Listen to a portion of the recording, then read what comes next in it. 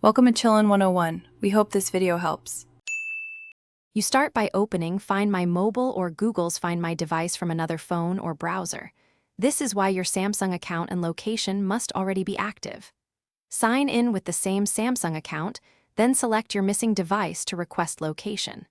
Once done, send a ring command immediately to help locate it nearby. If it's offline, enable Notify when found so you get an alert later. This keeps attempts automatic while you continue next steps.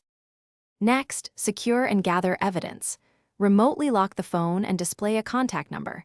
This reduces misuse and increases recovery odds.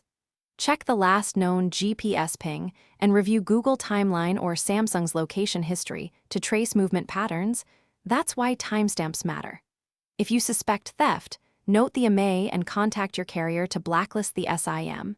Carriers can assist with network-level location or blocking. Keep logging actions and screenshots for authorities if needed. Finally, attempt recovery and protect your data. If you can pinpoint location, safely coordinate with police rather than confronting anyone. Provide IMEI and logs. If recovery seems impossible, perform a remote factory reset to erase personal data and immediately revoke payment methods from your Samsung account.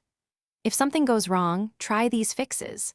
Sign out and back in, toggle account sync, reboot the remote device session, or wait for the device to reconnect. These steps often restore tracking when the phone reboots or regains power. Thanks for watching.